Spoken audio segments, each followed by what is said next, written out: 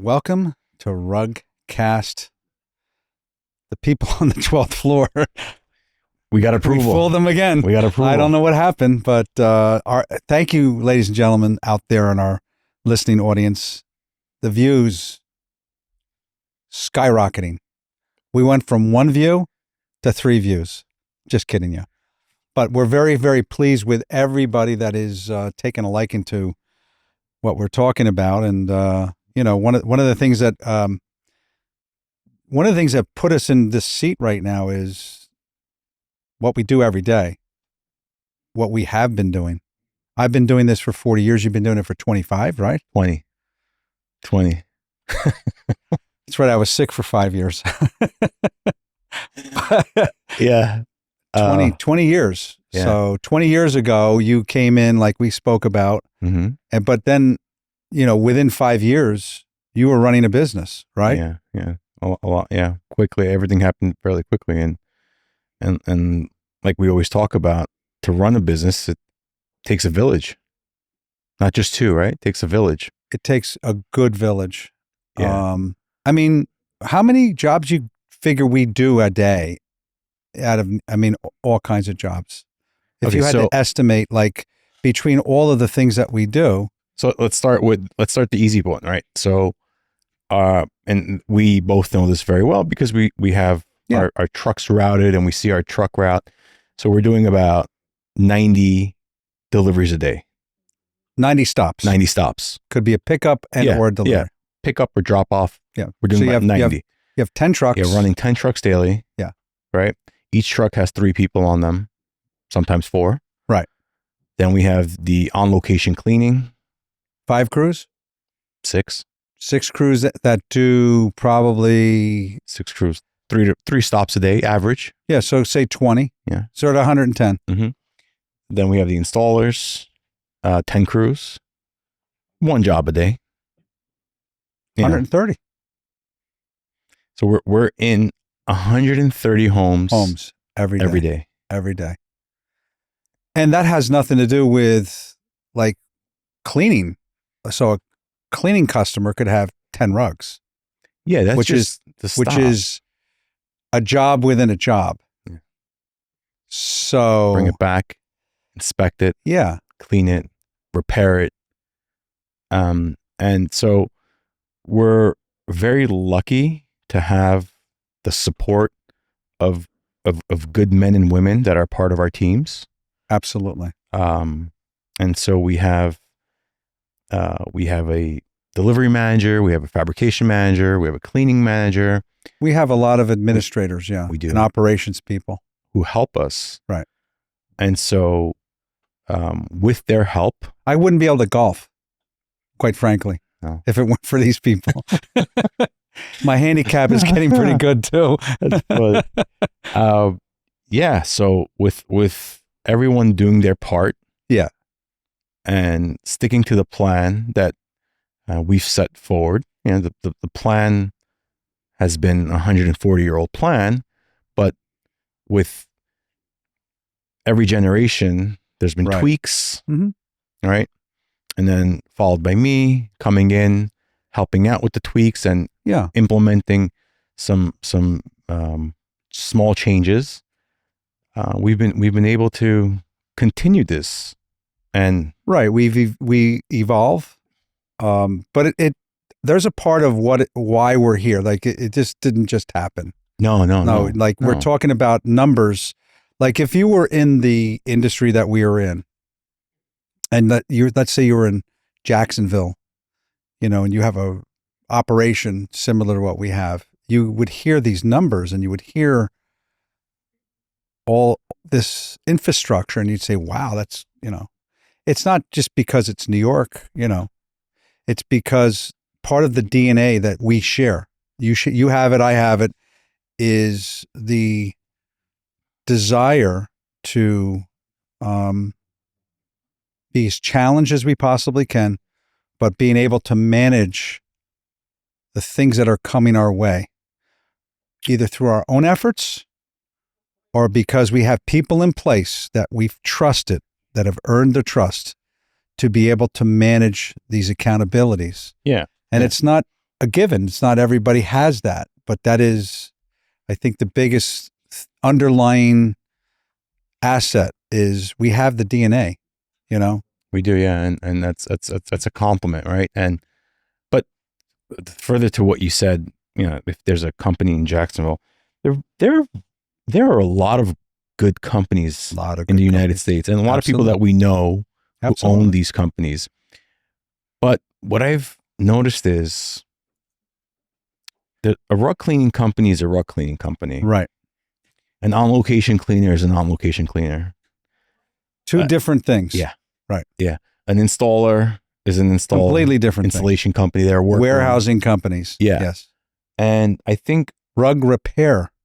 Yeah. Rug cleaners don't always repair rugs. Yeah. Or you know, we get a ton of on-location cleaners who in theory are competitors, right? Right. But they'll pick up rugs that they can't wash or don't wash. Bring them here. And they bring them to us to wash for them. Right. Right. So what we do is a little bit of, or not a little bit, but a lot of everything, right? We wash rugs. Right. We clean on site. We clean furniture, drapes, upholstered furniture. We install carpeting. We custom fabricate.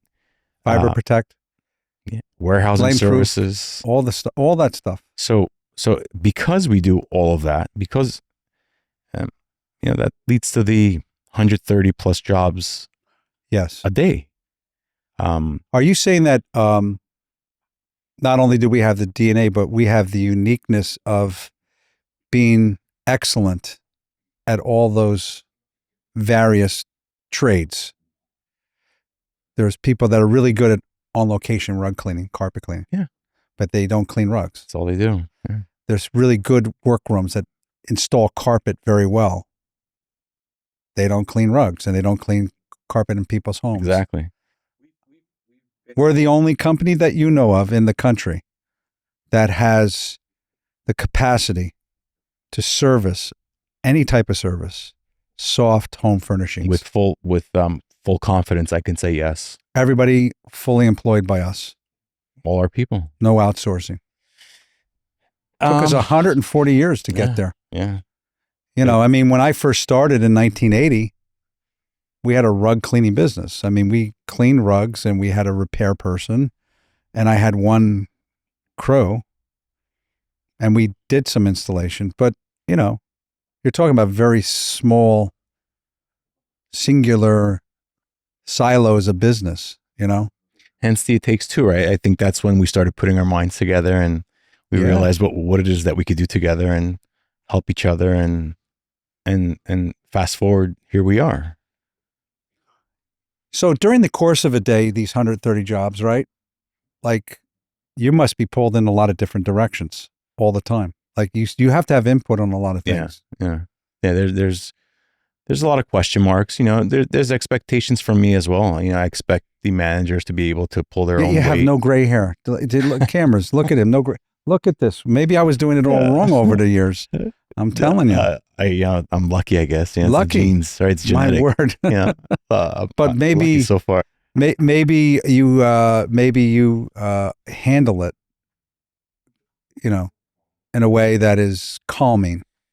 So I accept that when you're running a business with so many parts and so many people, right, and so many customers, that you have to be able to be quick thinking, right, and you have to just be able to solve problems. You know.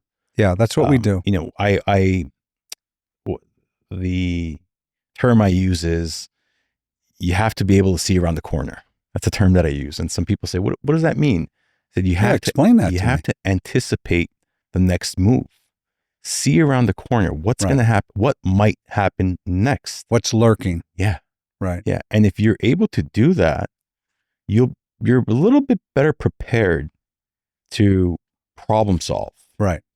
So, you know, it could be something, you're on a big on-site cleaning job.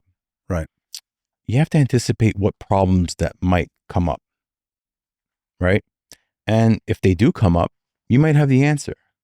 Yeah. But that also comes with experience. right? How do you learn? 20 years. Through experience. Right. Yeah. I've been through this before. I know how to handle this. Right. I've seen this before. I've heard this before, and this is how we handled it. So now you're teaching your staff. Right. These are the answers. This is what we're going to do. Here's what you got to do. So in a way, do you think that your staff has taken on your personality, your approach as well to not getting the ones who do succeed in their role? Right. The ones who do, I believe, succeed in their role. You know, it's the business is always changing. Every minute of the day, there's something that you have to come up with an answer. Is there a time during the day that you think the multitude of problems exist more often than others? Morning. When people hours. arrive to the jobs and the sight unseen issues come up. Yeah, when you're setting up the jobs. So you're talking about it first thing in the morning. That could be 20, 25 jobs. Yeah, that's the most. They arrive and it's like, that's the binding's not here. Yeah, the hectic part of the day. You know, it could start with access to the buildings. Yeah. CO of I, certificate of insurance not being done properly. It could be the homeowner was just mistaken and forgot that they had an appointment. Right. Oh, I thought it was tomorrow. Could have been through a designer. Designer never communicated. Multitude of issues. Multitude. But the morning time, between 8:30 and I'd say 11. Right. Is when most of our staff is troubleshooting, problem solving. Right. It could be supplies. It could be, we went to go clean a carpet, a master bedroom carpet, and turns out to be silk. Right. Right. And so either they don't have enough solution for the silk on the truck. Right. Because they weren't prepared for that. It was a wool cart. We went in. Or the technician that was assigned that job may not be the right person for that job. Yeah. And that's a big part of setting up the jobs, right? Because they're not all created equal. No. Every technician, every installer, every all jobs mechanic, are not created equal. No, they're not. There you go. They have a very unique skill set, right? And it is our job, right, to align the technicians with the. You identify the proper technician, right, and you put them on the right job, and that should help. But then there's still question marks.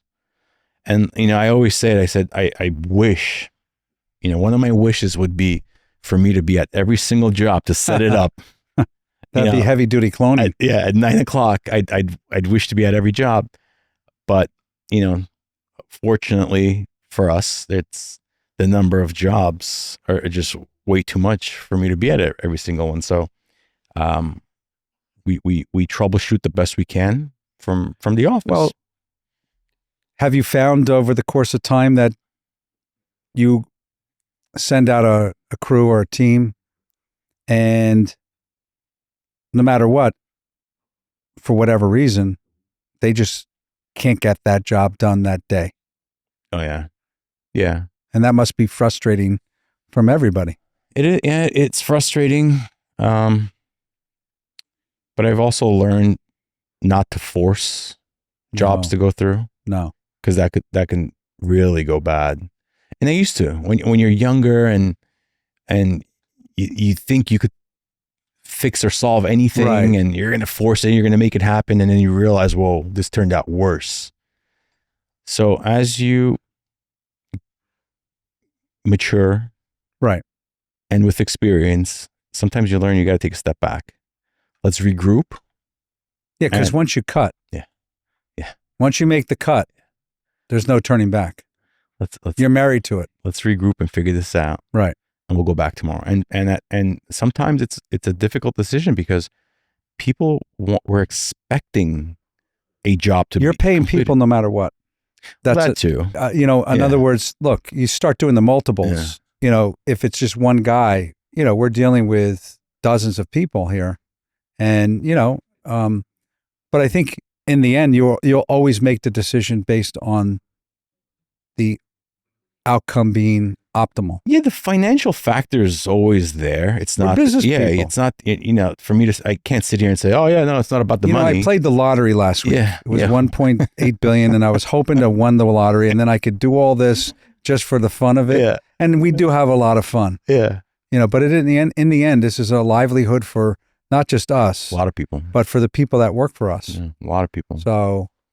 So yeah, the financial thought process is always there, but you also have to think about when you do the right thing, the money will come. yes. And the money will multiply. The money will be better. But you got to you just have to stay on the path and do the right thing. So that day, that decision that we make might cost us money, and it will cost us money. Right. But if we did the right thing, that the money will come back. Yeah. Multiplied. Yeah. Long term. Yeah. It always pays off to do it that way. You have to think long term. You can't think about today. Yeah. And I learned that from you very early on. Please tell me. I'm intrigued. I don't remember the job. No, it wasn't a specific job, but it was just how we had to make decisions on specific jobs. Yeah. Where I've always felt that way. It's how and what I was taught.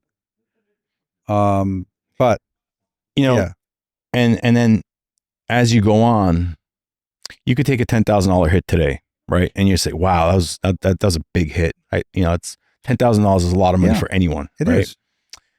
But at the end of the year, you look back and you say to yourself, "All right, we did okay. Company did well. We paid our bills, right, and we did right by the client as well. So we're fine. Everything was fine." So the right decision. That was the right decision at the time, as hard as it was to make, right? As difficult. I can give you an example. Please. Okay. So back in the day, I had a guy that was working for me. He was my manager, and he got a call from a radio personality, and it was to clean a rug. And the rug came in and it had pet stains on it. And we sent the report out, "Hey, we can wash the rug. It's got pet stains on it." And they just said, "Clean it. Clean the rug." That was it. Just clean it, return it. Okay. So that's what we did. It was a very expensive rug. It was an Elizabeth Aikens custom rug, probably like a $15,000 rug. And we returned the rug. And within a couple of days, I'm driving to work. It's like 7 a.m. And my manager calls and said, "We've got a serious problem." I go, "What's that?" He goes, "Well, we returned the rug and I got a call from the radio guy and he says that he saw the rug and we damaged the rug. The rug never had a stain." I said, "Well, that's not true at all. I mean, we obviously told him there was a stain in the rug." He goes, "He doesn't care." I tried to reason with him and he said, "If you do not agree to pay for the replacement of the rug, he will go on the air right now and report." I said, "Are you kidding me?" So I said, "Okay, we will replace the rug." And in the back of my mind, I was livid. I was very, because I felt that the guy was using his notoriety to leverage against us. But in the end, as we said before, do the right thing. He ended up buying another house, sending us 10 rugs. So whatever it is, he came back. Yeah. Of course he did. Yeah, because we did the right thing, even though it was really the wrong thing. Yeah, but we did the right thing. Yeah, and he ended up on the next order paying for his rug twice. So it worked out. But boy, at the time, I was biting my teeth. Yeah. Well, look, like we said, when you're in all these homes and you're doing all these jobs, I always say things are going to go wrong. They will go wrong. Things do go wrong. Yeah. Mm-hmm. As we'd like to fancy ourselves as perfect, but we're not. We're human. No. And we just said 130 homes, which means 130 guys, right? 130 jobs every day. Touching things, right? Touching 130 jobs every day. Something could go wrong. The multiple is now, that's 650 jobs a week. Yeah. And you start doing the math. If I'm not mistaken, we probably have to replace over the course of the year less than 5 things. Yeah. If I had to guess. Less. Yeah, 5 or less. Yeah. 5 or less. And so what? I'm sorry we're not perfect, ladies and gentlemen. I'd like to say we are, but we will make mistakes. And, you know, sometimes it's unforeseen. One of the points I make is it's not so much about the mistake. We learn from it, and we'll try not for it not to happen again. It's not so much about the mistake, but how we handle the mistake. Yeah, you'll always be judged based on what you do during times of adversity. And that's the point I make, whether I'm having the conversation with a client, the end user, a decorator, or another vendor. It's, yes, I understand what happened. Right. Give us an opportunity. We're going to make this right. And if we can't make it right, we're going to replace it. And then it'll be right.